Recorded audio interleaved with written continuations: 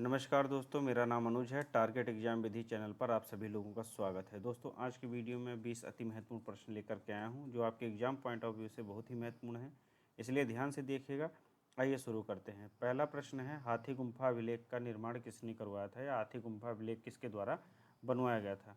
तो ऑप्शन दोस्तों आपका ए वाला सही होगा, खारवेल द्वारा। ये कलिंग राजा थे, इन्होंने ही हाथी गुम्फा अभिलेख का निर्माण करवाया था। हाथी गुम्फा अभिलेख प्राकृत भाषा में उत्कीर्ण है, प्राकृत भाषा में उत्कीर्ण है।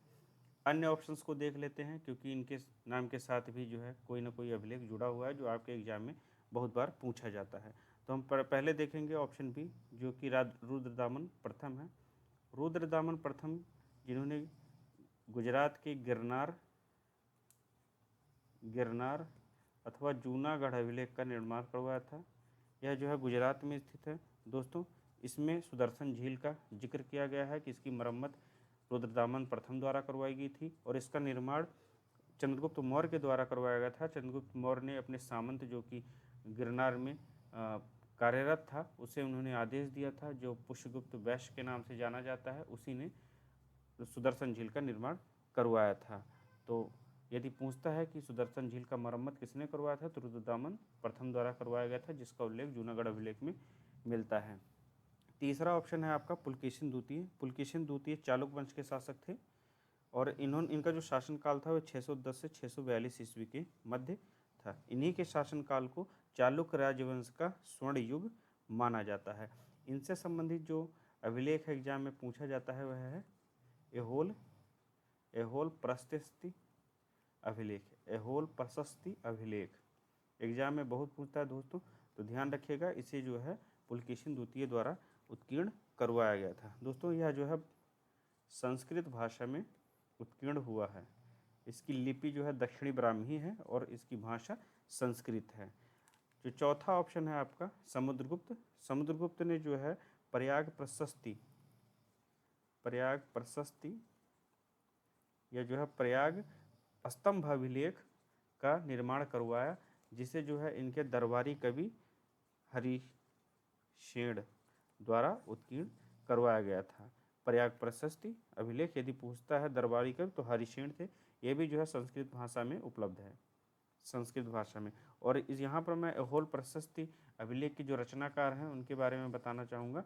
तो उनका नाम रवि कीर्ति था, कवि रवि कीर्ति। इन्होंने जो है एहोल प्रशस्ति अभिलेख का को उत्कीर्ण किया था। नेक्स्ट क्वेश्चन पर आते हैं। नेक्स्ट क्वेश्चन है दोस्तों, निम्नलिखित में से किसने साइंटिफिक सोसाइटी की स्थापना की थी। ऑप्शन है दोस्तों आपके सर सैयद अहमद खां, आचार्य केशव चंद्र सेन, स्वामी विवेकानंद, या रमाबाई, पंडिता रमाबाई। तो दोस्तों ऑप्शन इसमें ए वाला सही होगा। सर सैयद अहमद खान ने 1863 ईस्वी में साइंटिफिक सोसाइटी की स्थापना की थी। इसका मुख्य उद्देश्य दोस्तों वेस्टर्न एजुकेशन के जो साइंटिफिक वर्क्स थे आर्ट एंड साइंस के, उन्हें जो है स्थानीय भाषाओं में अनुवाद करके लोगों तक पहुंचाना था। ऑप्शन बी में आचार्य केशव चंद्र सेन जी का उल्लेख है। तो इन्होंने भारतीय ब्रह्म समाज की स्थापना की थी। भारतीय ब्रह्म समाज की स्थापना की थी 1866 में। आप लोग ब्रह्म समाज से कंफ्यूज मत हो जाइएगा, ब्रह्म समाज से, जिसे जो है राजा राम मोहन राय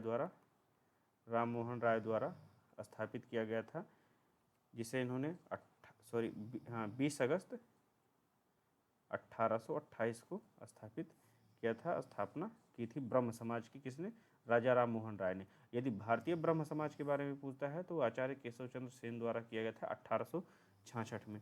स्वामी विवेकानंद जी ने रामकृष्ण मिशन की स्थापना की थी।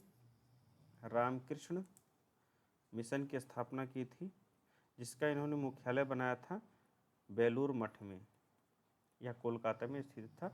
और रामकृष्ण मिशन की स्थापना इन्होंने 1897 में की थी। पंडिता रमाबाई के बारे में बहुत एग्जाम में पूछा जाता है। इनके जो है 3 संस्थान मुख्य रूप से हैं, जिसमें इनका पुणे सेवा सदन या पूना सेवा सदन है। पुणे सेवा सदन, इसे इन्होंने 1909 में स्थापित करवाया था। किसकी सहायता से, तो गोपाल या जो है J.K. देवधर, गोपाल कृष्ण देवधर की सहायता से पुणे सेवा सदन स्थापित करवाया था। इसके अतिरिक्त आर्य महिला समाज, आर्य महिला समाज, आर्य महिला समाज 1882 में, 1882 में। और दोस्तों एक सेकंड दोस्तों, जगह कम है, मैं इसको जो है मिटा देता हूँ। आर्य महिला समाज, जैसा कि मैंने बताया कि आर्य महिला समाज,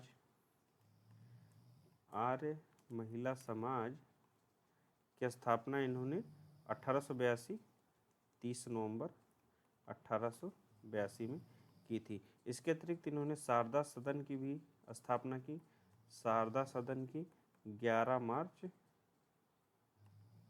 1889 में। तो दोस्तों आपका ऑप्शन जो है ए वाला सही होगा, सर सैयद अहमद खान ने साइंटिफिक सोसाइटी की स्थापना की थी। नेक्स्ट क्वेश्चन पर आते हैं। निम्नलिखित में से कौन था जिसने सम्राट जहांगीर के दरबार में आकर भेंट की थी? तो इनमें से सर थॉमस रो थे, जिन्होंने जहांगीर के शासनकाल में जहांगीर से आकर के मुलाकात की थी। दोस्तों ये 18 सितंबर 1615 में जहांगीर के दरबार में आए थे। लगभग 3 वर्ष तक इन्होंने ये जो है यहाँ पर रहे और फरवरी 1619 में ये जो है वापस लौट कर के गए थे। वास्को डी गामा, जैसा कि आप लोग जानते हैं कि 1498 में भारत आते हैं, 1498 में, और कालीकट बंदरगाह पर उतरते हैं, जहाँ पर इनका स्वागत वहाँ के जो कालीकट के राजा थे जमोरिन, एग्जाम में पूछा जाता है, जमोरिन ने इनका स्वागत किया था, कालीकट के राजा थे। वारेन हेस्टिंग्स को आप जानते हैं कि ये बंगाल के प्रथम गवर्नर जनरल थे। उस समय इनका जो शासनकाल था, जब गवर्नर जनरल बनकर आए थे, 1772 से 1785 के ईस्वी के मध्य था। तो 1773 में आप लोग जान रहे हैं कि रेगुलेटिंग एक्ट आता है, उसमें कई चीज़ों के प्रावधान थे, उसी के जो है तहत इन्हें बंगाल का गवर्नर जनरल नियुक्त किया गया। 1774 में कोलकाता सुप्रीम कोर्ट की स्थापना होती है, जिसमें जो है सर एलिजा एम्पे मुख्य न्यायाधीश बनाए जाते हैं। और 1781 में ये जो है मुस्लिम शिक्षा को लेकर के कलकत्ता में एक मदरसे की स्थापना भी करते हैं। इसके साथ साथ ही इन्हें निष्पक्ष न्याय का जन्मदाता भी माना जाता है। अल्फोंसो डी अल्बुकर्क के बारे में बताऊं तो आपको ये जो है 1509 में पुर्तगालियों के, एक सेकंड दोस्तों मैं इसको मिटा देता हूँ, ये 1509 में पुर्तगालियों के वायसराय बनकर के भारत आते हैं, पुर्तगालियों के वायसराय बनकर के भारत आते हैं। और 1510 में इन्होंने जो है 1510 में ये जाकर के आदिल शाह, जो कि बीजापुर यूसुफ आदिल शाह जो बीजापुर के शासक होते हैं, उनसे जो है ये गोवा को जीत लेते हैं और अपने अधीन कर लेते हैं। तो इसे ध्यान रखिएगा कि 1509 में जो पुर्तगालियों के वायसराय हैं बनकर जो भारत आते हैं, वे अल्फोंसो डी अल्बुकर्क होते हैं।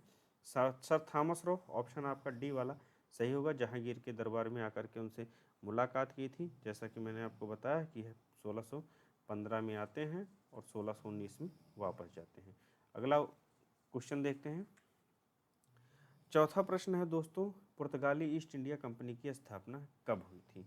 तो दोस्तों पुर्तगाली ईस्ट इंडिया कंपनी, अभी मैंने पिछले प्रश्न में बताया था कि 1498 में वास्को डी गामा कालीकट बंदरगाह पर पहुंचता है और कालीकट बंदरगाह पर वहाँ के जो राजा रहते हैं जमोरिन, उन्होंने उसका स्वागत किया था। 1498 में यह भारत पहुंचा था। तो इसने इस तरह से जो है एक सीधी समुद्री मार्ग का भी खोज किया था, जो सीधा भारत आता है। और 1498 में जब ये भारत आया, 1498 में, इस तरह से यह यूरोप का पहला देश बना था पुर्तगाल, जिसका जो है कोई यात्री भारत पहुंचता है। 1600 में दोस्तों अंग्रेज आते हैं भारत में, अंग्रेज, और 1602 में डच आते हैं। इसके अतिरिक्त यदि 1664 की बात मैं करूं तो फ्रांसीसी आते हैं, फ्रांसीसी, और 1616 में डेनिस आते हैं। इसके अतिरिक्त एग्ज़ाम में कई बार पूछ लिया जाता है, 1731 में स्वीडिश कंपनी आती है, स्वीडिश ईस्ट इंडिया कंपनी। इनका एशिया और यूरोप के मध्य व्यापार तो था, एशिया और यूरोप के मध्य व्यापार तो था, लेकिन इन्होंने कभी अपनी जो है कोई स्थायी फैक्ट्री भारत में स्थापित नहीं की। जबकि इन्होंने स्वीडिश ईस्ट इंडिया कंपनी के नाम से कंपनी बनाई जो एशिया और यूरोप के मध्य व्यापार करती थी। भारत से भी व्यापार था इनका, लेकिन इन्होंने कोई अस्थायी फैक्ट्री नहीं खड़ी की। जबकि जो जितनी भी जो है और देश आए, जितने भी व्यापारी अलग अलग देशों के, उन्होंने पहले ईस्ट इंडिया कंपनी बनाई जो कि इंडिया ईस्ट इंडिया कंपनी के नाम से जानी गई। दूसरे इन्होंने आकर के यहाँ पर जो है अपनी फैक्ट्रियाँ भी खड़ी की। अभी हम लोग आगे चल कर के उसका उल्लेख करेंगे। पांचवा प्रश्न है दोस्तों, भारतीय मौसम वेधशाला कहाँ स्थित है? ऑप्शन हैं आपके पुणे, कानपुर, नागपुर या लखनऊ। तो दोस्तों ऑप्शन इसमें ए वाला सही होगा, पुणे में भारतीय मौसम वेधशाला स्थित है। कानपुर में कई संस्थान वैसे स्थित हैं, लेकिन मैं यहाँ पर एक एक संस्थान हर ऑप्शन पे आपको बताऊंगा। कानपुर में दोस्तों भारतीय दलहन शोध संस्थान स्थित है। भारतीय दलहन शोध संस्थान कानपुर में स्थित है। और केंद्रीय पर्यावरण इंजीनियरिंग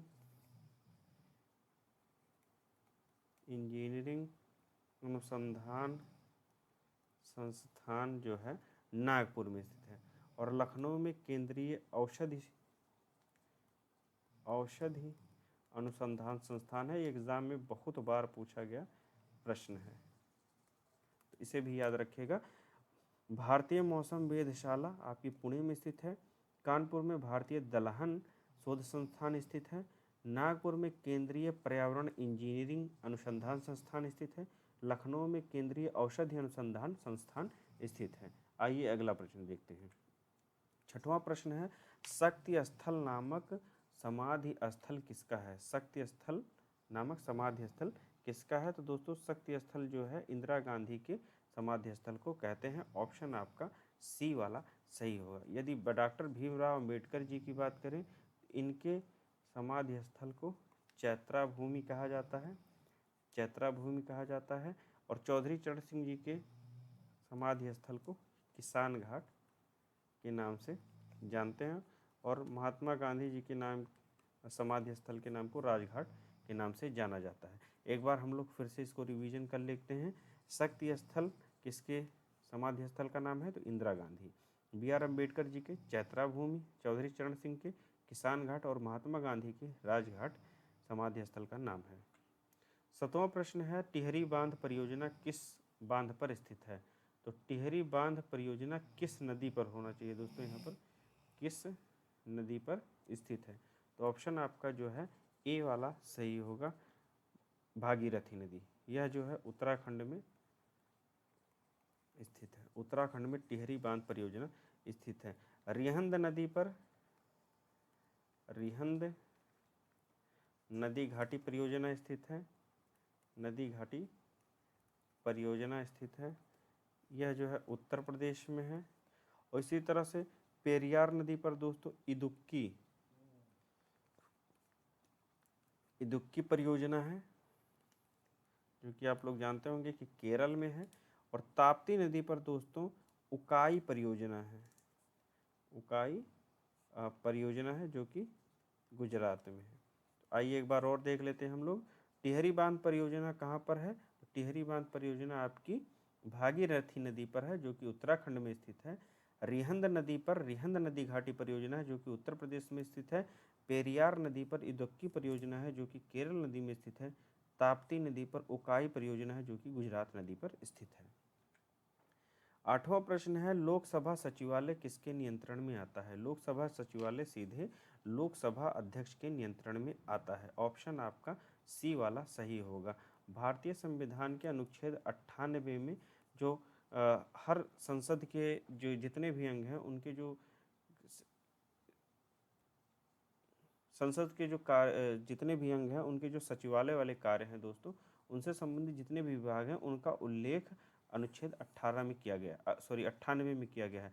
तो उसी में जो है ये बताया गया है कि लोकसभा सचिवालय का जो नियंत्रण होगा वह लोकसभा अध्यक्ष के अधीन होगा। तो ऑप्शन आपका डी वाला सही होगा, सी वाला सही होगा, लोकसभा अध्यक्ष। नेक्स्ट क्वेश्चन पर आते हैं।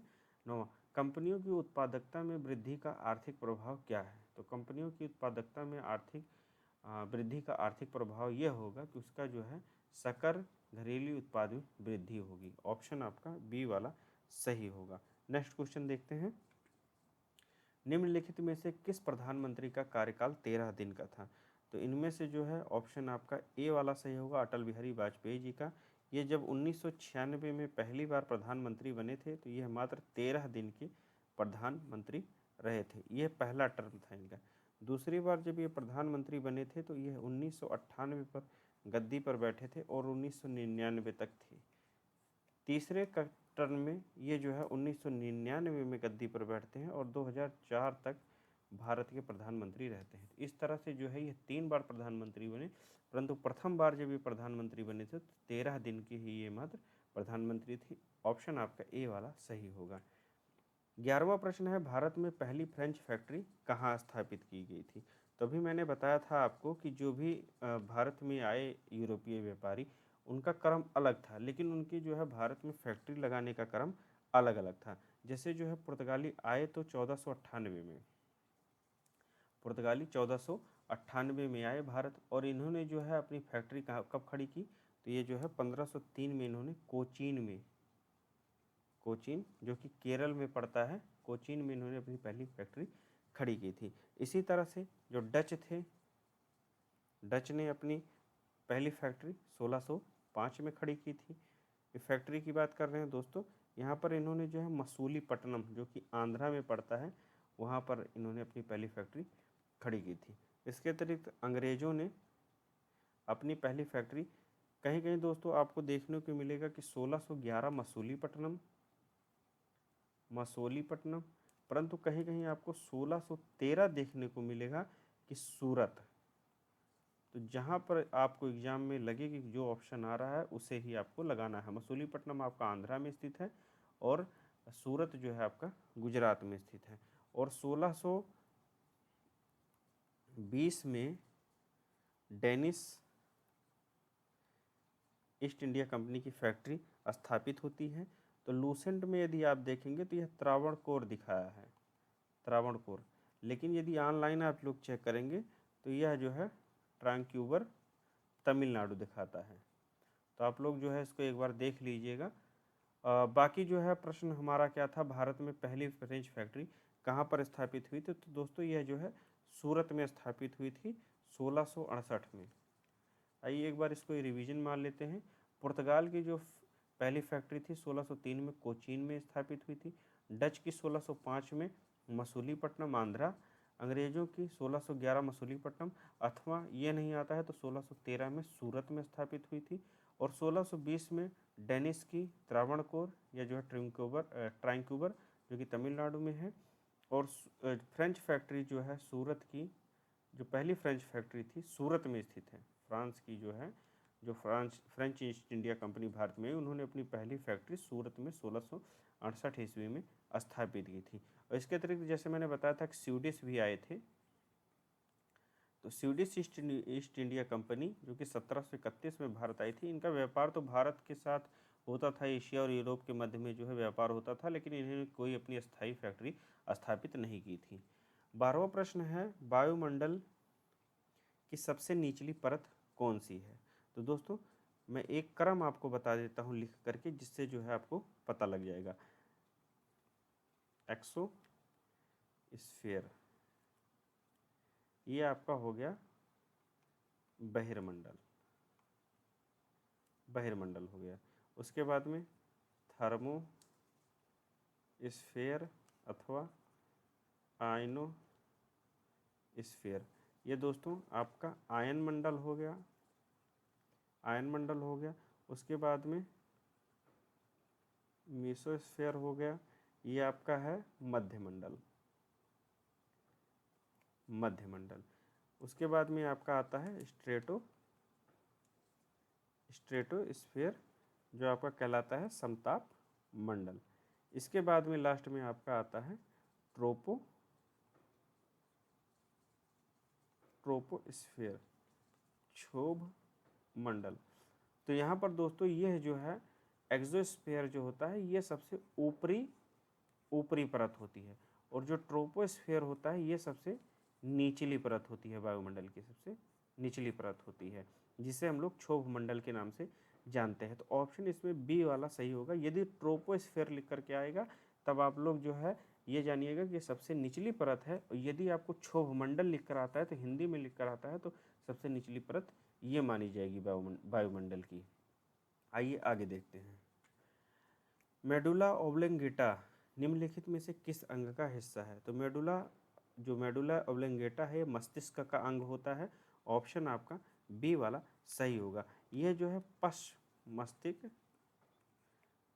मस्तिष्क के सामने जो सेरिबेलम होता है, पश मस्तिष्क में जो सेरिबेलम होता है उसी के सामने जो है मेडुला ओब्लोंगेटा उपस्थित होता है। ये हमारी अनैच्छिक क्रियाओं को नियंत्रित करता है, अनैच्छिक क्रियाओं को नियंत्रित करता है। जैसे हमारा छींकना हो गया, रक्तचाप हो गया जिसे हम ब्लड प्रेशर कहते हैं, श्वसन हो गया, हृदय गति होगी, इन चीज़ों को जो है अनैच्छिक कार्य हैं हमारे शरीर के, तो इनको नियंत्रित करने का कार्य जो है मेडुला ओब्लोंगेटा को है, जो कि पश मस्तिष्क के सेरिबेलम के सामने जो है उपस्थित होता है। ऑप्शन आपका बी वाला सही होगा।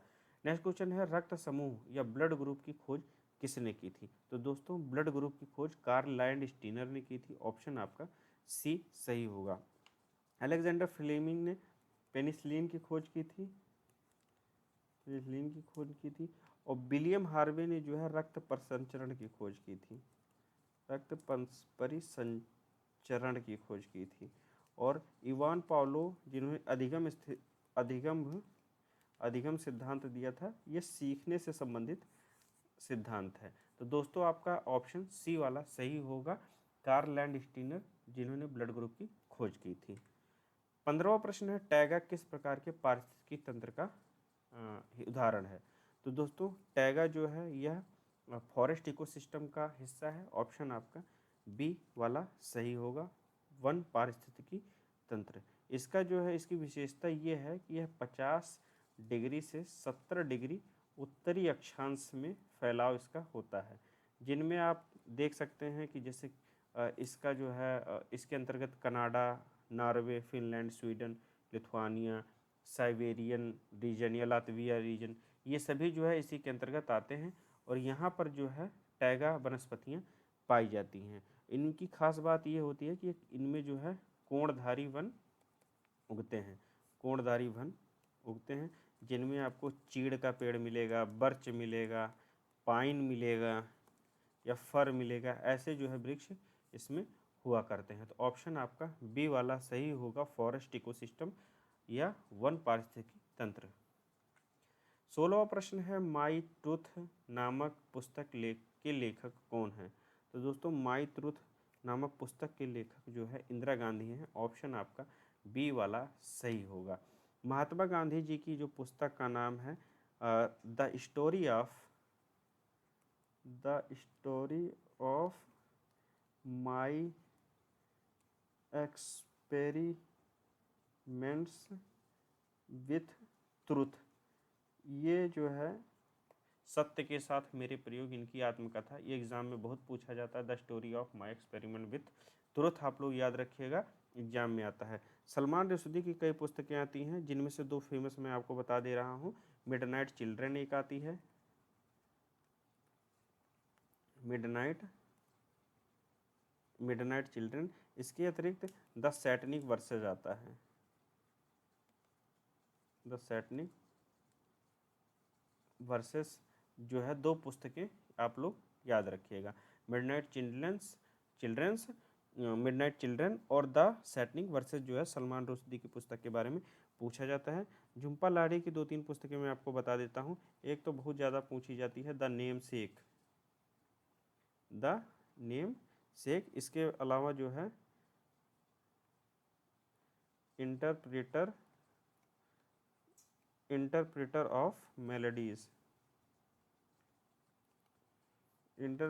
ऑफ मेलेडीज एग्जाम में बहुत पूछी जाती है, द नेम सेक बहुत पूछी जाती है। तो एक बार आइए हम रिवीजन कर लेते हैं। महात्मा गांधी की जो पुस्तक का नाम है the story of my experiment with truth. Indira Gandhi ji की पुस्तक का नाम जैसा कि प्रश्न ही है माई ट्रूथ। सलमान रुश्दी की मिडनाइट चिल्ड्रन और द सैटनिक वर्सेस, दो पुस्तकें मैंने बताई आपको। झुम्पा लाहिड़ी की द नेमसेक और इंटरप्रेटर ऑफ मेलेडीज याद रखिएगा। 17वां प्रश्न है निम्नलिखित में से कौन सा कीटाहारी पौधा है? दोस्तों कीटाहारी का मतलब है इंसेक्टिवोरस, जो कीटों से जो है पोषण प्राप्त करते हैं। इनमें से कौन सा पौधा है? तो ऑप्शन आपका ए वाला सही होगा। पिचर जो होता है, पिचर ट्री, इसे जो है ये इंसेक्टिवोरस होता है, क्योंकि ये जहाँ पर उगता है वहाँ पर न्यूट्रिएंट्स नहीं होते हैं, इनके लिए पोषण नहीं मिलता है। तो ये क्या करते हैं कि यदि नाइट्रेट नहीं है वहाँ की ज़मीन में और ये उगे हैं तो उनको नाइट्रोजन की आवश्यकता होगी, तो ये पौधों को कीड़ों को खा लेते हैं, भक्षण करते हैं, जिससे इनकी नाइट्रोजन की पूर्ति हो जाती है। तो ऑप्शन आपका ए वाला सही होगा। मृत्यु के पश्चात नेत्रदान के लिए नेत्रों को कितने घंटे के भीतर निकाल लेना चाहिए? तो दोस्तों आपका 18वां प्रश्न है कि यदि कोई किसी की मृत्यु हो गई है और उन्होंने नेत्रदान कर दिया है तो उनकी आंखों को कितने समय पहले निकाल लेना चाहिए? कितना घंटा मृत्यु बीते हुआ हो और उसी के भीतर में हमें निकाल लेनी है। तो कोई व्यक्ति यदि मर जाता है और उसने नेत्रदान किए हैं तो 6 घंटे के भीतर जो है उसकी आँखों को निकाल लेना चाहिए। और ख़ास बात ये है कि किसी भी व्यक्ति की जो आँखें होती हैं उसके कार्निया को जो है रिप्लेस किया जाता है, रिप्लेसमेंट होता है कार्निया का, जो है नेत्रदान में उपयोग किया जाता है। नेक्स्ट प्रश्न पर आते हैं। एक ताज़ा अंडे को नमक के पानी में डालने पर क्या होता है? तली में जो डूब जाता है, डूबता है पर तली में नहीं जाता है, तैरता है, फट जाता है। तो ऑप्शन आपका सी वाला सही होगा। जैसा कि आपको पता है यदि नमक के पानी का घोल होगा तो ताज़े अंडे या जो है कोई भी अंडा हो उसका जो घनत्व होता है उससे उसकी अपेक्षा नमक के पानी का घनत्व ज़्यादा होता है, इसलिए अंडा उसमें जो है तैरता रहता है। तो ऑप्शन आपका सी वाला सही होगा। रज़्मनामा किसका एक फ़ारसी अनुवाद है? तो रज़्मनामा दोस्तों महाभारत का एक फ़ारसी अनुवाद है। ऑप्शन आपका ए वाला सही होगा।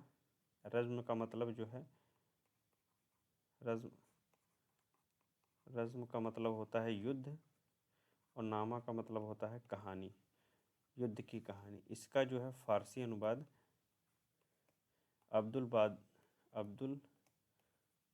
कादिर बदायूनी ने किया था। अब्दुल कादिर बदायूनी द्वारा जो है महाभारत का फारसी अनुवाद किया गया है रज़्मनामा के नाम से। तो दोस्तों ये थे 20 प्रश्न आपके एग्ज़ाम के लिए मैंने जो है जो बनाए थे, बहुत ही महत्वपूर्ण है, आप लोग देख लीजिएगा। यदि कोई क्वेरी है तो आप लोग मेरे कमेंट बॉक्स में कमेंट कर सकते हैं। मिलते हैं इसी तरह अगले वीडियो के साथ फिर कभी। नमस्कार।